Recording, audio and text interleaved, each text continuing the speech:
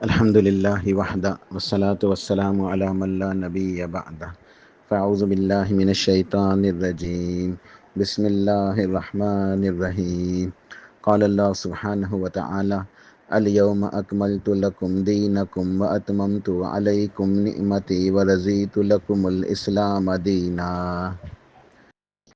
سرتاج رسول سرور کائنات سردار دو جہاں پیارے رسول اللہ صلی اللہ علیہ وآلہ وسلم کے مدنی دور کے بارے میں انشاءاللہ آج کی کلاس میں پڑھنا ہے۔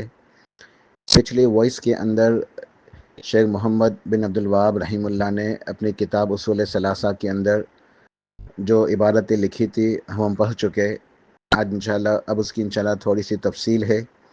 تو پہلا جو اہم نقطہ سمجھنے کے لیے ضروری ہے وہ یہ ہے کہ پیارے سرتاج رسول سرور کائنات سردار دو جہاں صلی اللہ علیہ وسلم جب آپ علیہ الصلوۃ والسلام ہجرت کر کے مکہ مکرمہ سے مدینہ منورہ تشریف لائے، اس کے بعد آپ نے مستقل طور پر اپنی وفات تک مدینہ میں ہی قیام کیا، یعنی آپ نے پھر عملی طور پہ مدینہ کو ہی اپنا ٹھکانہ بنا لیا، وہیں پہ رہائش اختیار کی، اور ضروری اسفار کے علاوہ جو ضروری جہادی سفر ہوئے اس میں آپ تشریف لے گئے یا پھر حج کے لیے تشریف لے گئے، لیکن واپس آپ مدینہ ہی آئے۔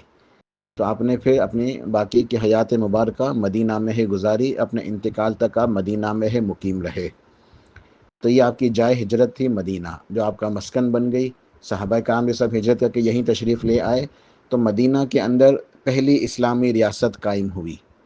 مدینہ کے اندر سب سے پہلی اسلامی ریاست قائم ہوئی، اور مدینہ کے اندر سب سے پہلے آپ نے مسجد نبوی کی جو ہے نا بنیاد رکھی، مسجد نبوی تعمیر فرمائی، اس کو اپنا مرکز قرار دیا۔ اس کے ساتھ ساتھ آپ نے وہاں پہ جو دیگر ضروری امور تھے ایک ریاست کے لیے وہ سر انجام دیے۔ تو اس طریقے سے مدینہ کے اندر ہجرت کے بعد پہلی اسلامی ریاست کا قیام جو ہے وہ ممکن ہوا۔ اور اب چونکہ دین نے مکمل ہونا تھا، دین کی تکمیل ہونی تھی، دیکھیں مکہ شریف کے اندر یعنی ہجرت سے پہلے توحید کا حکم تھا کہ اللہ کی توحید کو اختیار کرو، کلمہ پڑھو، مسلمان ہو جاؤ، اور نماز موجود تھی، لیکن نماز کے عملی طور پہ باقاعدہ احکامات موجود نہیں تھے۔ 2 رکعتیں صبح اور 2 رکعتیں شام یہ پڑھی جاتی تھیں، لیکن اس کے عملی طور پہ باقاعدہ احکامات موجود نہیں تھے۔ تو مکی دور کے اندر جو دعوت تھی وہ اس کا خلاصہ یہ تھا کہ اسلام قبول کرو، ایمان لاؤ، اللہ کی توحید کو اختیار کرو، اور عقیدہ آخرت کے اوپر ایمان لاؤ، اپنی آخرت کی فکر کرو، اللہ کا ذکر کرو، اللہ کی عبادت کرو، اپنے نفس کے اوپر محنت کرو، اپنے نفس کو اصلاح کرو، نفس کو سنوارو، تزکیہ نفس کرو، اور صبح شام 2 رکعتیں نماز ادا کرو، اور دین کی دعوت دو اور صبر کرو۔ دین کی دعوت کے اوپر وہاں اس دور میں پٹائی ہوتی تھی، مخالفت ہوتی تھی، ستایا جاتا تھا، مارا جاتا تھا۔ تو دین کی دعوت دو، صبر کرو، اور اپنے اسلام کے اوپر قائم رہو۔ یہ مکی دور میں تھا۔ اب چونکہ مدینہ کے اندر باقاعدہ اس دین نے عملی طور پہ جو ہے وہ نافذ ہونا ہے، پوری دنیا کے اندر پھیلنا ہے، تو اب دین کی تکمیل ہونی ہے، اس لیے آہستہ آہستہ کر کے ایک ایک کر کے 10 سال کے دوران تمام احکامات دین کے نازل ہوئے، بتدریج آہستہ آہستہ تمام احکام نازل ہوئے۔ توحید کے بعد جو سب سے اہم ترین حکم ہے اسلام کا وہ نماز ہے۔ نماز تو مکے کے آخری دور میں ہے، مکی دور کے آخر میں، بالکل جب آپ کو ہجرت سے پہلے، جب آپ کو اسراء اور معراج کی عظیم جو ہے ایک معجزہ عطا ہوا، آپ کو معراج کا سفر کرایا گیا، اسراء معراج کا سفر، تو اس موقع پہ معراج والی رات سدرۃ المنتہا پر آپ کو جو ہے وہ 5 نمازوں کا تحفہ ملا، 5 نمازیں فرض ہو گئیں۔ تو نماز فرض ہوئی ہے معراج والی رات، اور یہ معراج ہوئی ہے ہجرت سے 1-2 سال پہلے، ٹھیک ہے، بالکل آخری لمحات کے اندر ہجرت کے، کیونکہ اسراء اور معراج کے بعد ہی ہجرت کا جو ہے وہ ابتدا ہوئی، ہجرت شروع ہوئی، ٹھیک ہے۔ تو مکی دور کے اندر توحید اور نماز یہ احکامات مکمل ہو گئے تھے۔ اس وقت مسلمان جو ہے بیت المقدس کی طرف منہ کر کے نماز ادا کرتے تھے۔ اس کے بعد جب ہجرت کے بعد مدینہ تشریف لائے تو اس کے بعد جو ہے وہ کچھ عرصے تک تو ویسے ہی نماز ادا کرتے رہے۔ اس کے بعد آپ علیہ الصلوۃ والسلام کی جو ہے نا وہ خواہش تھی کہ اللہ تعالیٰ خانہ کعبہ کو جو ہے اپنا جو ہے نا وہ قبلہ بنا لے مسلمانوں کا، بیت المقدس کے بجائے۔ تو آپ کی خواہش کے احترام میں اللہ پاک نے تحویل کعبہ کا حکم دیا، تحویل قبلہ کا حکم دیا، اور قبلہ جو تھا وہ سمت اس کی بدل کے بیت المقدس مسجد اقصی سے خانہ کعبہ ہو گئی۔ ٹھیک ہے.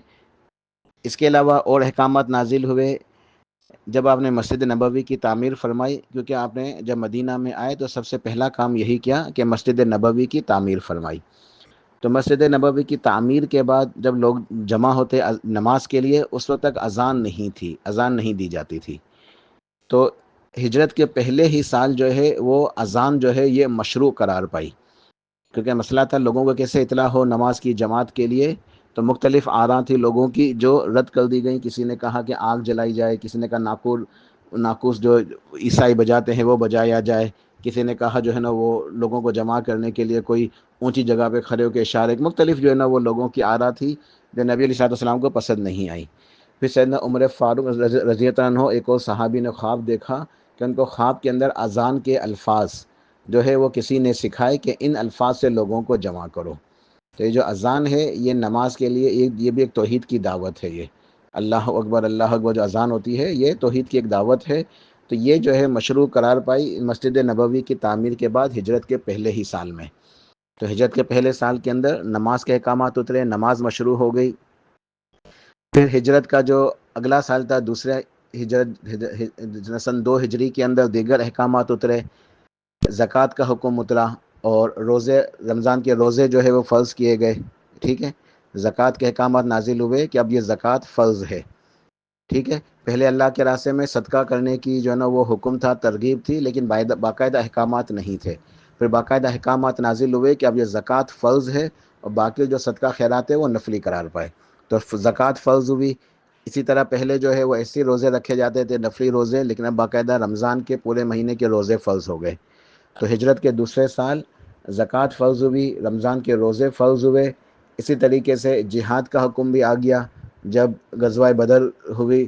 غزوہ بدر رمضان کے اندر ہوا تو جہاد کے احکامات نازل ہوئے. تو آہستہ آہستہ کر کے احکامات نازل ہونا شروع ہوئے. زکوٰۃ کے احکامات نازل ہوئے، روزہ فرض ہوا، اسی طریقے سے اذان مشروع قرار پائی، جہاد کا حکم آیا.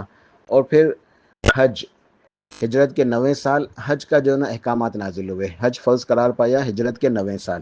اور 10ویں سال جو ہے نا آپ نے خود حج فرمایا صحابہ کرام کے ساتھ مل کر. امر بالمعروف نہی عن المنکر، نیکی کا حکم دینا، برائی سے روکنا، اور دیگر تمام جو احکامات ہیں عبادات کے حوالے سے، پھر معاملات کے حوالے سے، معاشرت کے حوالے سے. ٹھیک ہے، یہ تمام احکامات نازل ہوئے. تو بہرحال 10 سال کے اندر بتدریج آہستہ آہستہ کر کے دین مکمل ہو گیا. دین کے احکامات نازل ہو گئے. اور جب آپ نے آخری حج ادا فرمایا جو نا وہ نبوت کے 10ویں سال، تو پھر جو ہے نا یہ آیت نازل ہو گئی سورہ مائدہ کی، الیوم اکملت لکم دینکم واتممت علیکم نعمتی ورضیت لکم الاسلام دینا، کہ آج کے دن میں نے تمہارے لیے تمہارے دین کو مکمل کر دیا اور اپنی نعمت تم پہ پوری کر دی اور تمہارے لیے اسلام کو بطور دین پسند کر لیا ہے. تو اللہ تعالیٰ نے دین کو مکمل فرما دیا اور اس کو اپنی نعمت قرار دیا اور سب مسلمانوں کے لیے، مومنوں کے لیے لازم کر لیا کہ اب یہ دین ہے. ان الدین عند اللہ الاسلام، اللہ کے نزدیک تو اب دین صرف اسلام ہے. اب دین اسلام کے اوپر ہی عمل کرنا ہے. سورہ آل عمران کی آیت ہے. ایک اور آیت میں سورہ آل عمران کی ارشاد فرمایا کہ وَمَن يَبْتَغِ غَيْرَ الْإِسْلَامِ دِينًا فَلَن يُقْبَلَ مِنْهُ وَهُوَ فِي الْآخِرَةِ مِنَ الْخَاسِرِينَ، کہ اب جو کوئی اسلام کے علاوہ کوئی اور دین کے اوپر عمل کرے گا تو وہ اسے قبول نہیں کیا جائے گا اور وہ آخرت کے اندر نقصان پانے والوں میں سے ہو جائے گا. تو الحمدللہ دین اسلام جو ہے وہ مکمل ہوا اور مسلمانوں کے لیے یہ لازم قرار پایا کہ اب وہ سنت کے مطابق سارے اعمال کریں گے. اور صحابہ کرام فرماتے ہیں کہ اس آیت کے نزول کے بعد مزید احکامات نہیں اترے، دین مکمل ہو گیا. تو پھر جو ہے یہ دین کی تکمیل ہو گئی اور آپ نے جو ہے نا حجۃ الوداع کے موقع پر صحابہ کرام کو دین کے مسائل سکھا دیے. دین جو نا مکمل کر لیا، دین کے مسائل سکھا لیے. اب سب کے لیے یہی دین ہے کہ اللہ کے نبی علیہ الصلوۃ والسلام کے طریقے کے مطابق زندگی گزاریں، آپ کی مکمل اطاعت کریں، آپ کی اتباع کریں. اللہ سبحانہ و تعالیٰ نے سورۃ الحشر آیت نمبر 7 کا ایک جز ہے، ارشاد فرمایا وَمَا آتَاكُمُ الرَّسُولُ فَخُذُوهُ وَمَا نَهَاكُمْ عَنْهُ فَانْتَهُوا، کہ میرے رسول جو تمہیں دیتے ہیں صلی اللہ علیہ وسلم اسے تم لے لو. یعنی جو دین کے احکامات تمہیں دیتے ہیں، دین کی باتیں تمہیں بتاتے ہیں، یہ ان سے قبول کر لو، ان کے مطابق زندگی گزارو اور انہی کے مطابق عمل کرو. جو میرے رسول صلی اللہ علیہ وسلم تمہیں سکھاتے ہیں بالکل اسی طریقے سے تم عمل کرو، اور تمہیں جس چیز سے روکتے ہیں اس سے رک جاؤ، اس سے بچ جاؤ، اپنے آپ کو بچا لو۔ سورہ احزاب آیت نمبر 21 میں ارشاد فرمایا، لَقَدْ كَانَ لَكُمْ فِي رَسُولِ اللَّهِ أُسْوَةٌ حَسَنَةٌ لِمَنْ كَانَ يَرْجُو اللَّهَ وَالْيَوْمَ الْآخِرَ وَذَكَرَ اللَّهَ كَثِيرًا، کہ بے شک تمہارے لیے رسول اللہ صلی اللہ علیہ وسلم کی زندگی میں بہترین اسوہ ہے، نمونہ ہے عمل کرنے کے لیے، جو اللہ تعالیٰ کے اوپر اور قیامت کے دن کے اوپر یقین رکھتا ہے اور اللہ کا ذکر کرتا ہے کثرت کے ساتھ۔ اس کے لیے ضروری ہے کہ وہ اللہ کے نبی علیہ السلام کی مکمل اتباع کرے، آپ کے طریقوں کے مطابق زندگی گزارے۔ تو آپ نے دین کی تمام باتیں اچھے طریقے سے، احسن طریقے سے اس کا حق ادا کرتے ہوئے امت تک پہنچا دیں۔ اور ایک عظیم روایت کے اندر بہت عظیم یہ الفاظ ہیں، اور اس حدیث کو جو ہے نا وہ نقل کیا امام حاکم نے، امام بہقی نے اور ابن ابی شیبہ و غیرہ نے، ان عبداللہ بن مسعود رضی اللہ تعالیٰ عنہ قال قال رسول اللہ صلی اللہ علیہ وسلم انہ لیس شیء یقربکم الی الجنۃ الا قد امرتکم بہ ولیس شیء یقربکم الی النار الا قد نہیتکم عنہ۔ سمجھنے کے لیے بہت عظیم یہ پیغام ہے، بہت عظیم یہ نصیحت ہے، کوئی اس کے اندر غور و فکر کرے، تدبر کرے تو دین کی حقیقت کو انشاءاللہ وہ پالے گا۔ سرتاج رسول پیارے نبی علیہ الصلوۃ والسلام ارشاد فرما رہے ہیں کہ کوئی ایسی چیز باقی نہیں بچی جو تمہیں جنت کے قریب کر سکتی ہو الا یہ کہ میں نے تمہیں اس کا حکم دے دیا ہے۔ یعنی کوئی بھی ایسا کام، کوئی ایسی عبادت نہیں بچی باقی جو میں نے تمہیں سکھائی نہ ہو، وہ تمہیں جنت کے قریب کرنے والی ہو۔ یعنی تمہیں جنت میں لے جانے والے جو اعمال ہیں، جو نیکیاں ہیں، وہ سب کے سب میں نے تمہیں بتا دیے ہیں، سکھا دیے ہیں، اس کا حکم دے دیا ہے۔ اب کوئی ایسی نیکی بچی نہیں ہے جو تمہیں جنت میں پہنچا دے مگر یہ کہ میں نے تمہیں اس کو سکھایا نہ ہو۔ یعنی وہ اعمال جو تمہیں جنت میں پہنچا سکتے ہیں نا، وہ سب کے سب میں نے تمہیں سکھا دیے ہیں، تمہیں بتا دیے ہیں، اس کا طریقہ بھی بتا دیا ہے، اس کا تمہیں حکم دے دیا ہے۔ وَلَيْسَ شَيْءٌ يُقَرِّبُكُمْ إِلَى النَّارِ، اور کوئی ایسا گناہ نہیں ہے، کوئی ایسی برائی نہیں ہے جو تمہیں جہنم میں پہنچا دے، إِلَّا قَدْ نَهِيتُكُمْ عَنْهُ، مگر یہ کہ میں نے تمہیں اسے منع کر دیا ہے۔ یعنی تمہیں وہ کام جو جہنم میں پہنچا سکیں گے، تمہیں تمہاری عاقبت، تمہاری آخرت خراب کر دیں گے، میں نے ان سب کاموں کے بارے میں تمہیں ڈرا دیا ہے، آگاہ کر دیا ہے، تمہیں متنبہ کر دیا ہے کہ بچ جاؤ ان کاموں سے۔ یعنی کوئی نیکی ایسی نہیں ہے جو تمہیں جنت میں لے جائے، میں نے تمہیں سکھا دی ہے، اور کوئی نیک گناہ ایسا باقی نہیں ہے جو تمہیں جہنم میں لے جائے مگر یہ کہ میں نے تمہیں سکھا دیا ہے۔ یعنی میں نے تمہیں جنت میں لے جانے والے سارے کام بتا دیے ہیں کہ یہ نیکیاں ہیں، ان نیکیوں کو کرو گے سیدھے جنت میں جاؤ گے، اور تمہیں میں نے ڈرا دیا ہے کہ یہ گناہ ہیں، اگر ان گناہوں کو کرو گے تو سیدھے جہنم میں جاؤ گے۔ دیکھیں کتنا عظیم روشن دین ہے، اور نبی علیہ السلام نے کس پیارے طریقے سے، احسن طریقے سے ہم تک یہ دین پہنچا دیا کہ ایک ایک بات بھی جو ہے نا آپ نے ہمیں سمجھا دی ہے، سکھا دی ہے۔ اب ہمارے لیے بالکل راستہ جو ہے نا صاف ہے، واضح ہے، کلیئر ہے کہ یہ اتباع سنت کا راستہ ہے، کتاب و سنت کا، قرآن و حدیث کا راستہ ہے، یہی صراط مستقیم ہے، اس کے اوپر چل کے ہی جنت میں جانا ہے۔ اور اگر اسے روگردانی کریں گے، اعراض کریں گے، ادھر ادھر دوسرے راستوں پہ چلیں گے تو وہ گمراہی کے راستے ہوں گے، بدعتوں کے راستے ہوں گے، وہ ہمیں جہنم میں پہنچا دیں گے۔ تو آپ نے ہر چیز ہمیں الحمدللہ بالکل وضاحت کے ساتھ بتا دی۔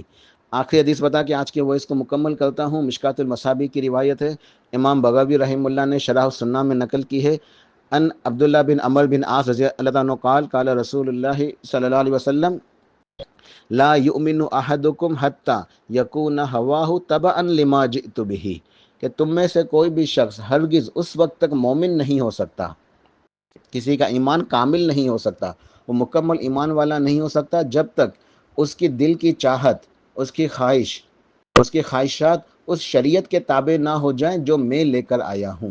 یعنی جو شریعت میرے اوپر نازل ہوئی ہے، کتاب و سنت، جو دین میرے اوپر نازل ہوا ہے، جو احکامات جو شریعت میں لے کر آیا ہوں، جب تک اس کی خواہشات اس کے زیر تبع نہ ہو جائیں، اس کے ماتحت نہ ہو جائیں، جب تک وہ ایمان والا نہیں ہو سکتا۔ یعنی اگر ایمان کی تکمیل کرنا چاہتے ہو، اپنے ایمان کو مکمل کرنا چاہتے ہو تو اپنی من پسند زندگی نہ گزارو، بلکہ جو اللہ کے رسول نے حکم دیا ہے اس کے مطابق زندگی گزارو، تو یہ کامیابی ہے۔ تمہارا دین، تمہارا ایمان مکمل ہوگا جب تم اپنی نہیں چلاؤ گے کہ میں یہ کام کروں، میرے فلاں نے سکھایا، یا میرا جی چاہتا ہے، میری مرضی، یا ہمارے برادری میں ایسا ہوتا ہے، ہمارے بزرگوں نے یہ بتایا، ہمارے اماموں نے یوں کہا۔ نہیں، نہ اپنی چلاؤ نہ کسی اور کی جو ہے نا وہ بات مانو، صرف اسی بات پہ عمل کرو جو اللہ کے نبی نے سکھا دی ہے سنت کے مطابق۔